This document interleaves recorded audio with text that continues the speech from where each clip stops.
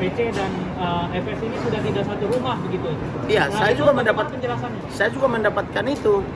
Jadi pada bulan Mei mereka ini kan pergi pakai jet pribadi ke Bali, lengkap dengan asisten rumah tangganya, kemudian ajudan-ajudannya, termasuk mohon maaf binatang peliharaannya atau anjingnya dibawa ke Bali pakai jet pribadi.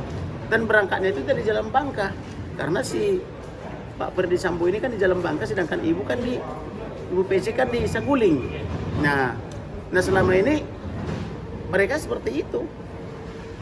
Nah ini kan informasi. Tapi kalau ditanya apakah Bapak melihat dia di Jalan Bangka, ya saya tidak melihat lah. Tapi saya dapat informasi. Satu lagi misalnya begini, selama ini adik almarhum selalu datang ke rumah itu tidak ada masalah. Tapi khusus pada tanggal 8 Juli 2022 dia datang ke situ dicegat oleh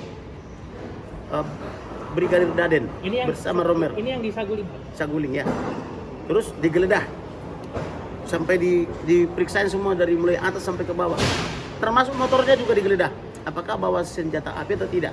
Nah, bagi si Mahareja atau Reja Hutamar itu aneh. Kok selama ini nggak digeledah? Kok tumben hari ini digeledah? Tapi dia nggak tahu apa yang terjadi. Kemudian untuk mencegah dia masuk ke rumah itu, tahu-tahu Reja mengatakan, Daden mengatakan kau ditunggu karo propos di Barreskrim Polri dan harus berpakaian seragam dinas, pakai PDL, pakaian dinas lepas kan begitu. Nah, dia juga bingung, saya salah apa? Kok saya dipanggil karo propos? Nah, dengan kebingungannya dia berusaha mencari tahu tapi nggak dapat info kan. Akhirnya dia tidak jadi masuk ke rumah itu tapi pergi mencari baju PDL-nya ke laundry. Pakaian dinas lepas itu kan ke laundry. Akhirnya dia mau masuk ke rumah itu tidak jadi. Artinya apa? Artinya Daden dan Romer diduga mengetahui rencana pembunuhan itu, atau setidak-tidaknya dia mengetahui sudah terjadi pembunuhan karena ini kan terjadi sekitar maghrib. Ada kemungkinan belum dibunuh, ada juga kemungkinan baru dibunuh kan begitu.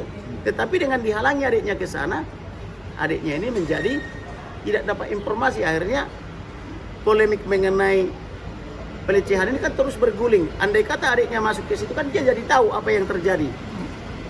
Nah, tidak seperti karang-karangan mereka itu atau hoaxnya mereka itu kan begitu. Bang, dengan kemarin Baradae bersujud di kakinya, di papanya almarhum ya Bang? Ya. Sudah berarti itu tandanya sudah ada pemaafan Bang dari pihak Abang? Saya memang selalu mengajarkan begitu. Semua klien saya selalu saya bilang, kalau pelaku kejahatannya atau diduga pelaku kejahatannya meminta maaf harus dimaafkan. Okay. Itu sikap yang baik. Gitu. Saya selalu bandingkan misalnya seperti hukum Arab ya. Hukum Arab itu kan tegas, mata ganti mata, gigi ganti gigi, nyawa ganti nyawa. Tetapi ketika penjahatnya atau pelakunya minta maaf, mereka juga maafkan loh. Maksudnya harusnya dikisas atau dihukum mati, mereka juga memaafkan. Nah apalagi kita kan orang Indonesia kan gitu. Bang, terakhir dari keluarga almarhum masih gimana? Masih ada rasa sedih apa saya sudah mengikhlaskan bahwa anaknya sudah tiada? Tentu setiap kali mereka diminta keterangan pasti kesedihan itu terulang kembali. Iya. Nah mereka sudah mencoba melupakan, tapi ketika diminta keterangan lagi misalnya baik oleh wartawan, baik oleh jaksa atau majelis hakim, tentu mereka teringat kembali sehingga bersedih kembali kan begitu. Okay. Tapi apabila misalnya para pelaku ini berjujur dan berterus terang, itu akan membantu sikap batin mereka atau hati mereka akan lega akan begitu, sehingga mereka mengetahui apa sih permasalahannya sehingga anaknya harus dibantai begitu. Satu lagi begini, apapun dalilnya, mereka itu kan polisi, korban juga polisi. Yeah. Apa patut perbuatan seperti itu dilakukan polisinya polisi? Kenapa masyarakat kita ajarkan patuh hukum? Tidak boleh main hakim sendiri. Nah kenapa ini Kadif Propam, istri Kadif Propam dan para ajudannya main hakim sendiri sampai mencabut nyawa lagi? Itu kan tidak boleh dong. Kan begitu. Tapi kalau dari keluarga Bang tetap menuntut hukuman mati atau gimana Bang? Iya. Biarlah itu kewenangan hakim. Kalau saya selalu sarankan, kalau Ferdi Sambo dan istrinya jujur dan berterus terang, maafkan. Itu kalau saya. Tapi kalau terus ngarang-ngarang, terus selalu mengatakan pelecehan walaupun tidak ada pelecehan, saya akan perjuangkan hukum mati. Itu intinya. Pak, terakhir Pak, kan ada beberapa, setidaknya ada 3 perwira yang belum disebut dalam obstruction of justice. Misalnya kayak Leonardo Simatupang, terus Daden dan Romer itu bagaimana Pak? Harapannya? Jadi kalian harus memahami sikap batin penyidik waktu itu dengan kami.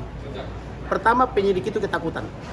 Yang kedua, penyidik itu bukan pro ke saya, malah membenci saya. Mereka itu pro-nya kepada Ferdy Sambo.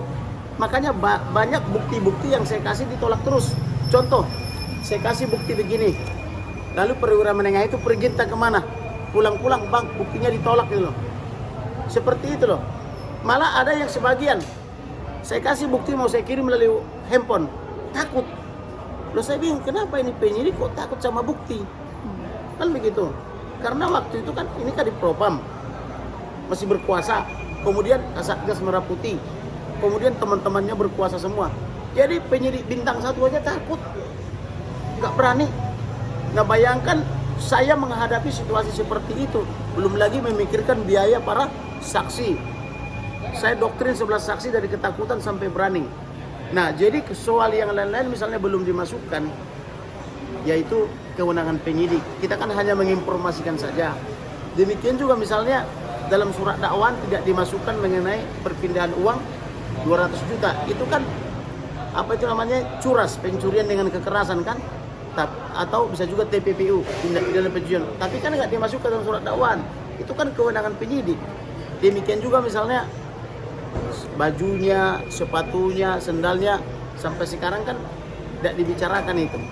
Jadi artinya itu juga kewenangan penyidik. Yang jelas sepatu dan sendal itu ada sama saya. Kan gitu.